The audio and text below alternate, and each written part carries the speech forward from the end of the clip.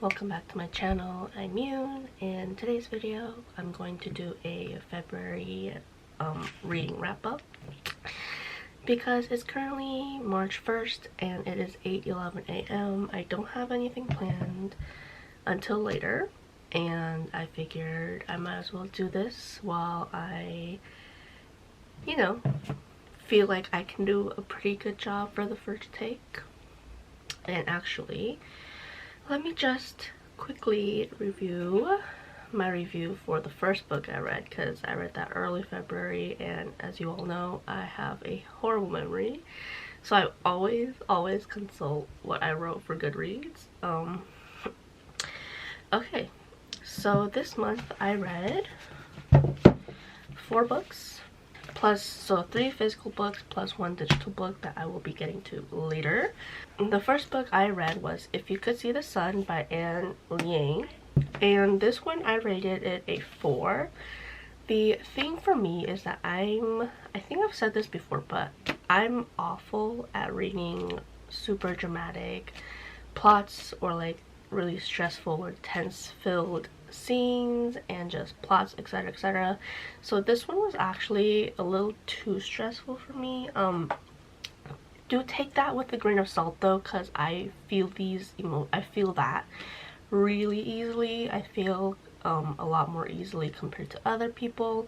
So, if you handle it, if you like the drama, then I would think this would be a fun book. For me, it was a little too much for me to fully enjoy it. So I couldn't really enjoy reading it. So that was like the one reason why I didn't like the story, was just because it was too much for me. But I think it was a good story. Let me just look at that. So for me, I really enjoyed the writing. I thought it was cute. This one I did struggle with the romance development, mainly because while I did find his side really cute, because we are in the mind of the main character, what's her name, Alice's son, first POV, whatnot, and she's the one who's kind of holding on to what this academic rivalry. I couldn't see how her emotions turned to even romantic love in the story. So for me, that also threw me off a little bit. I don't know if it's just, I feel like at this point maybe it is just me, because this is the one of many books in which I've struggled with seeing how the romance is developing and being into it, I guess. And oh yeah, but so even though that was that, his feelings for her were actually really cute, which I really enjoyed. I actually also just remembered that because I pre-ordered this, I did manage to get the 40-page chapter in his POV, so I actually have to go and read that. I will read that after this video, maybe, we'll see. And oh, one thing I did really like that really did touch me was the emotional journey of Alice, especially her relationship with her parents. It did, most of the moments did hit somewhat close to home. They were very relatable. I could understand what she was going through and her thought process and everything. Yeah, so those moments could probably hit you well. If you know, you know, and you will feel it. But other than that, I did like the book. I liked how it was resolved, but I personally also wanted more to the ending, maybe a little bit more focus after what exactly happened, or just some more relationship interaction and all that. But other than that, it was a pretty solid read. She's coming out with a new book. I'm not sure if I want to read it or not, because that also sounds really stressful, and I'm that's the plot for that book is kind of the main reason why I'm also not reading the very popular webtoon Your Throne or Your Name or something like that, because she gets to take over the body of her cousin, whom she admires very much, because she thinks her cousin's perfect, which is a very similar plot to the Your Name, Your Throne. And that concept just stresses me out so much, so I will probably not be reading it. But yeah, I cannot believe I spoke for one book about 5 minutes, but let's get on to the next one. The next one I read was Wilde's Encyclopaedia of Fairies. This one I did try to film reading vlog, but the reading whole thing was so inconsistent and like not at good times that I just didn't. And then I think I tried filming just me talking about my first comfort fantasy. Alright, so for those who don't know, this book is about Alice Sun, who she's like the only scholarship student in this really prestigious international Chinese boarding school, and she finds out that she can't attend the school anymore, but she really wants to in order to like have that prestigious name to her resume and whatnot, to like get a better job and create really good connections in order to provide for her family. And amidst that like stressful situation, she like somehow gains the ability to turn invisible. She can't control when, but she still uses it to her advantage to like get student secrets or to like do things for them that otherwise would not have been possible in exchange for money to, you know, be able to provide for her tuition. And however, like the requests she gets start to kind of escalate and they become more serious, where to the point she ends up like it's asking her to commit a crime. And at that point Alice has to kind of realize, does she still want to do this? Does she want to put her morals at risk for her responsibility and duties that she feels towards her parents, or, you know, does she stay true to her morals, stay, you know, like stay true to her like parents, I guess, and not do it? Or does she do it for the sake of getting money in order to stay? So that's kind of the gist of it. And now for Emily Wilde's Encyclopaedia of Fairies. First of all, DIY painted it myself. I'm really proud of it because I feel like I color matched it pretty well. And so this book is about Emily Wilde, who, so in this world, magical realism is kind of a thing. So mythological creatures exist with the world, and it's actually a field of research, like a, I'm pretty sure it's like a pretty respected field of research. And Emily Wilde's field of research is Fae, and it's all the Fae that she can, like, she knows about and has learned about and studied. So it's not just in America, but I think mainly the more culturally, what's the word, culturally accurate Fae. So she goes to like was it Scotland? She goes to like Scotland, she goes to towns and other villages, names that I can't pronounce, so sorry about that. But, and she's like compiling her research into an encyclopedia and then wanting to publish it. And so this story focuses on her going to a specific town to find out about a specific race of Fae called High Ones, which I'm assuming are a type of court Fae, which are like the highest levels of Fae there are. Like when she gets to, so first she gets kind of like the book summary provides another summary, which is like she kind of has to figure out who the love interest is, who is Wendell Bumblebee, because she suspects that he is a Fae himself. And also when she gets to the town, there's like a big problem in that so many children are being kidnapped so quickly. So like normally it would have been okay-ish, or like at least within logical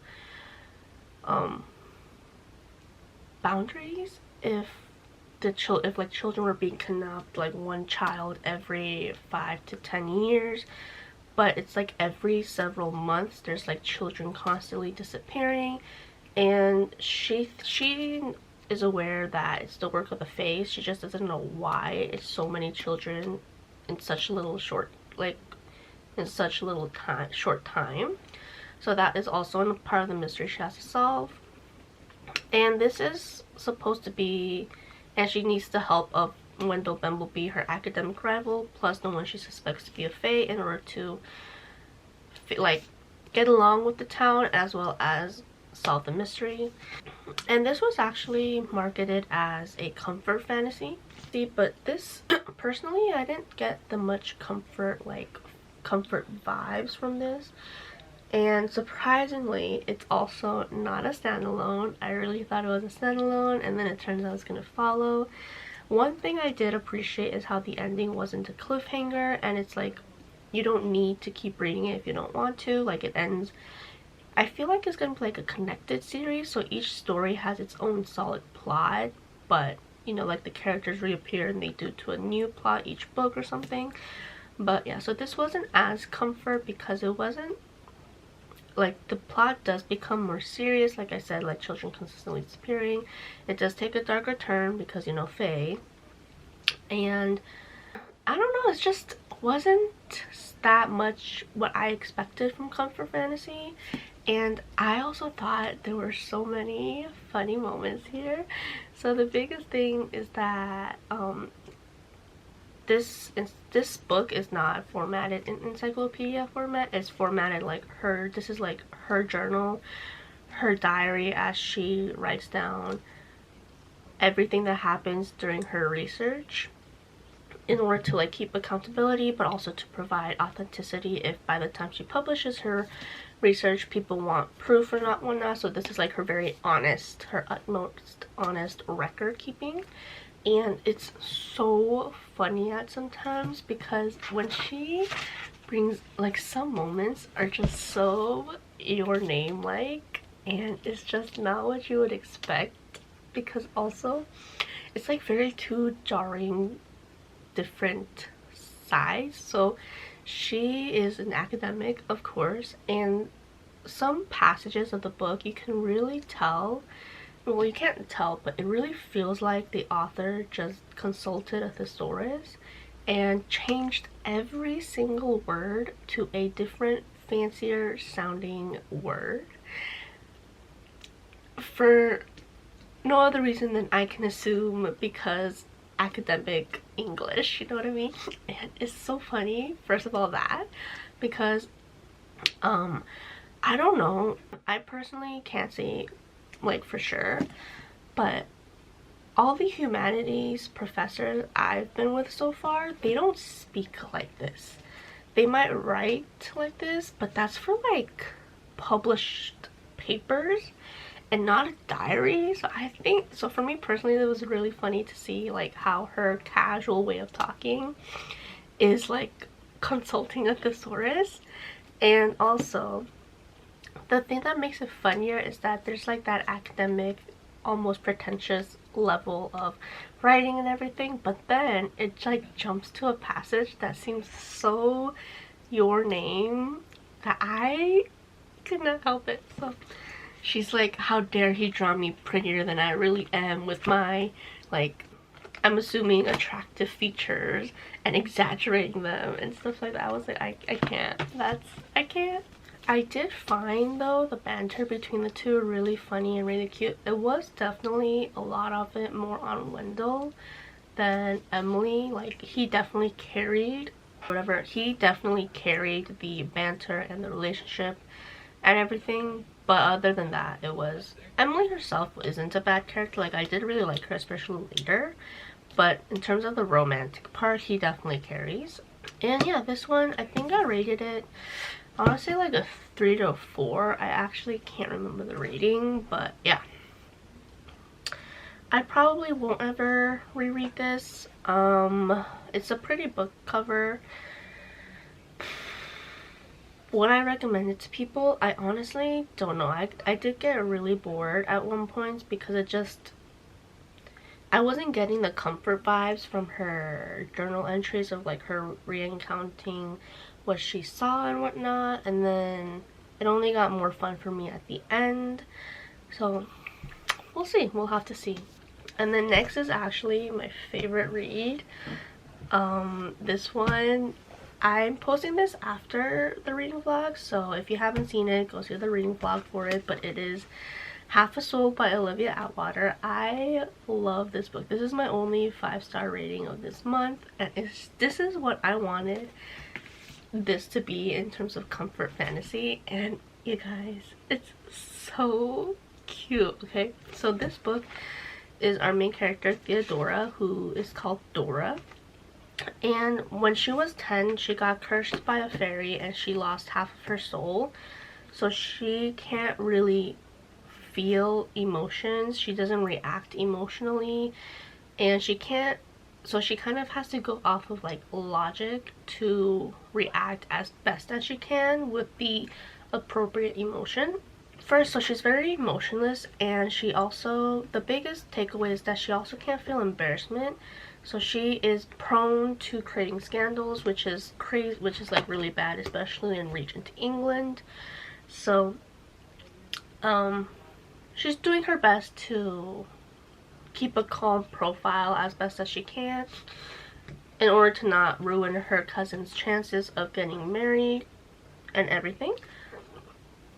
And then they go to like a, what is it, London season, which I'm assuming is like the time when people get together and they try to become engaged or start a courtship.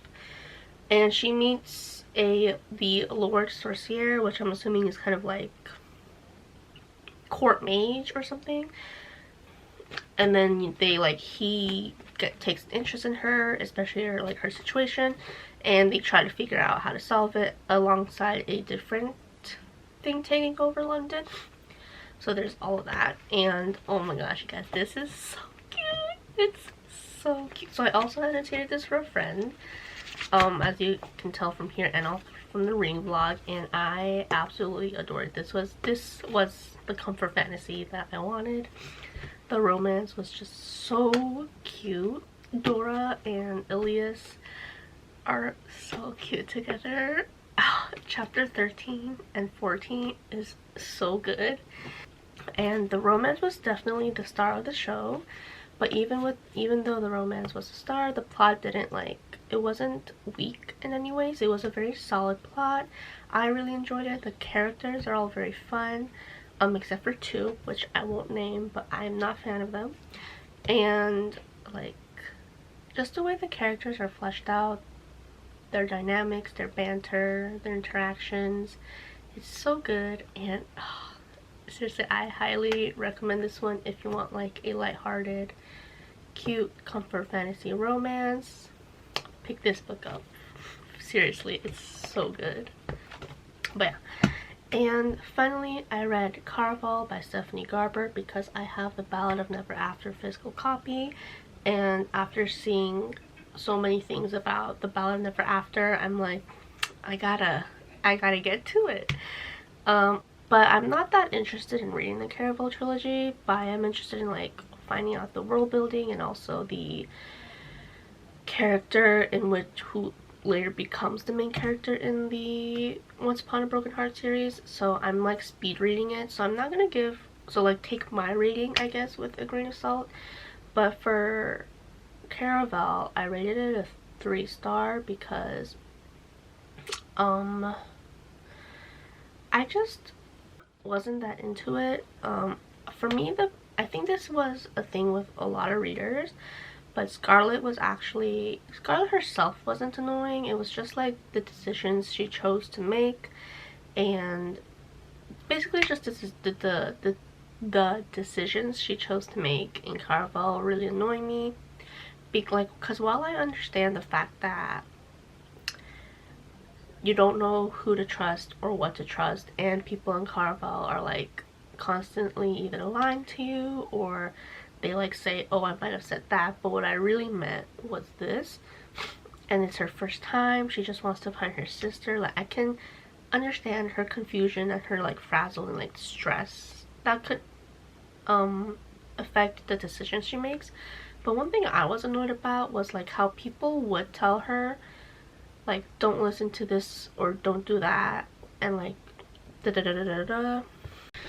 And even though you don't know what to trust, it's like she would completely disregard what they told her and continue to make a bad or like a decision we know just won't end that well, because she doesn't take in any she didn't take in any of the advice given to her. Even if it might have been fake, it was still good to like have it in mind. And then let's see, oh, and I'm personally like, so I wrote down some notes. I'm personally tired of the, and this is not just for like YA or whatever, just in romance general, especially with like webtoon drama romance, I get so tired of this. But I'm tired of how the main character is like verbally denying their attraction, and they're like saying who would ever like you, like get out of here or something, but they like describe or show a physical or emotional attracted response to it, and I'm like, bruh. I don't know why, I'm just so tired of it. It's just, I don't know what about it is, but I'm tired of like, I'm just not the biggest fan of that anymore. And also, so this, I don't know what I meant here anymore, but I say like, so there was this one scene where they said she'd been worried about her own future more than she cared about finding her sister. Doesn't seem to be fully interested in seeing sister, but like that's her whole point of playing. And even like, I feel like, I don't know. Oh, another thing that along with the decisions of her like ignoring people and then doing it all based on what she knows, which is practically nothing, is she's also very easily distracted, and she tends to prioritize other actions over what she should be doing. And it's like, okay, I get that you're stressed and everything, but how are you letting yourself get distracted or wanting to do something else over what you should be doing? It doesn't make sense. And then also in the beginning I was like, honestly, she would have lost the game had it not been for Julian. So this is kind of, I don't really know what that situation's called, but it's like literally would not have happened had that thing or person or plot point not happened or was not there. So like Scarlett as a main character in the beginning is especially, I feel, very weak. And then there's another part that I was like, so the quote was she missed her chance, and I put like a lot, because she doesn't seem to be making split decisions, rather she seems to like wait, and she seems to wait in order for the decisions to be made for her. But then because of that, she always shows like regret, or sometimes even trying to recover the one that disappeared. So a lot of that like is the way she would make decisions and just go about during Caraval that I think really frustrated me. And yeah, so like it was just the approach she took for everything in Caraval that just really frustrated me. And for me also, I know a lot of the times people are like, the writing is amazing, it's like all vibes, it's whimsical, it's da-da-da-da. For me personally, I didn't really get that. Again, I'm speed reading, I'm not getting into the book as much as I would try to for a book I did want to read. So for me, yeah. And then one thing, there was like this one passage near the end that kind of made me realize why I felt like I had to think that.